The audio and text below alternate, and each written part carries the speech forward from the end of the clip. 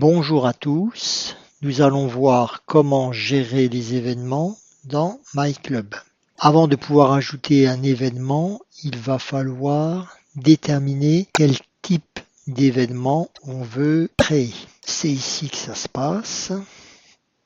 Par exemple, on va créer visite et découverte. On pourrait très bien y associer à un groupe particulier, là c'est pas le cas. Tous les membres pourront s'y inscrire et pour les attributs, on verra après comment les ajouter. On va créer aussi par exemple les ateliers pratiques et pourquoi pas apprentissage et échange. Ah, petit détail intéressant, ça c'est typique d'un emoji qui n'est pas accepté. Voilà, on rajoutera l'emoji qui va bien plus tard. Maintenant, on va rajouter les attributs. Alors, les attributs, ce sont donc des éléments complémentaires qu'on va pouvoir associer à chaque type d'événement. Donc, par exemple, on pourrait imaginer qu'on puisse parler de semis.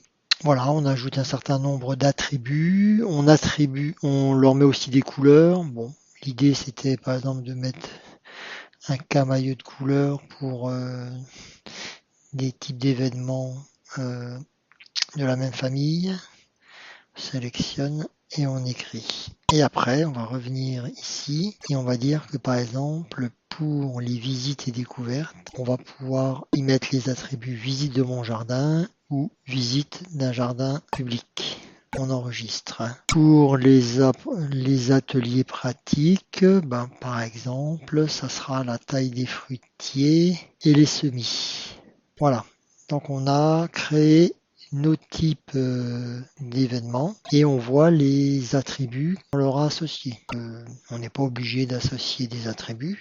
On voit que apprentissage et échange n'en ont pas.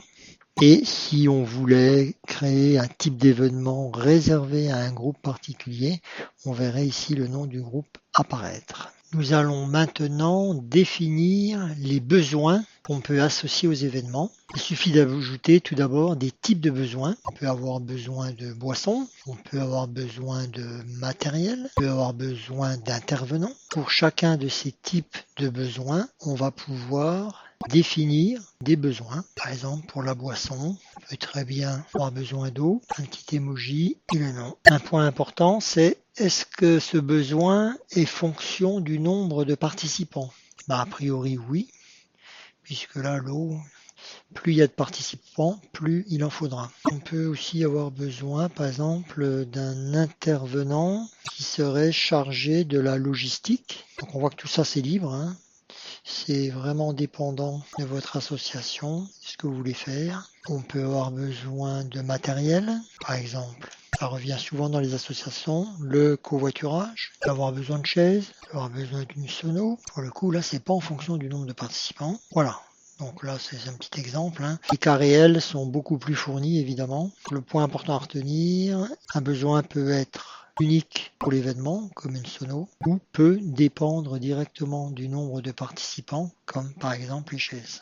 Voilà, donc maintenant on a bien nos besoins qui sont associés aux événements, on a nos types d'événements. Donc tout ça, ça a été créé par une personne qui dispose de l'autorisation Event Designer. Maintenant, on va voir comment créer des événements. Pour ça, il faut avoir l'autorisation Event Manager. Ici, on peut voir la liste des événements à venir. Grâce à ces boutons, l'Event Manager peut rajouter des événements ou éventuellement se déplacer dans les anciens. Là, on va ajouter un nouvel événement. On définit le titre. On ajoute le détail. Il est important de définir le lieu en respectant une adresse qui sera comprise par Google Maps. On définit le type d'événement. On définit la date, bien sûr, l'heure, la durée. Alors, ce type d'événement a des attributs. Donc là, c'est pas la visite de mon jardin, mais c'est la visite d'un jardin public. On va ajouter des besoins. Par exemple, on va dire qu'on a besoin de boissons, on veut boire un petit coup.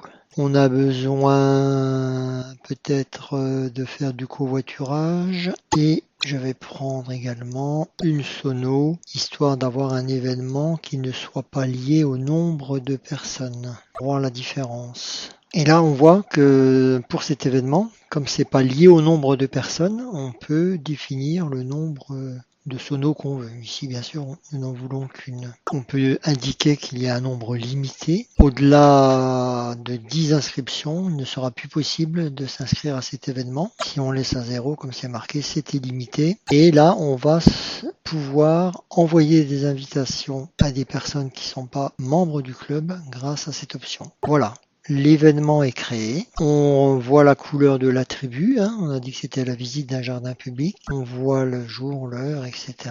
Et évidemment, la première chose qu'il va falloir faire, c'est s'inscrire à cet événement. Le créateur, normalement, s'inscrit. Et là, on a la possibilité de directement envoyer cet événement dans un agenda. Alors, si on dispose d'un agenda Google Calendar, il suffit de cliquer ici pour l'ajouter. Même chose pour Outlook ou pour Apple. On peut ajouter des messages si on veut. Et puisque nous avons mis des besoins, eh bien, chaque personne inscrite peut indiquer les besoins qu'elle va satisfaire. Par exemple, on amène de l'eau pour 1.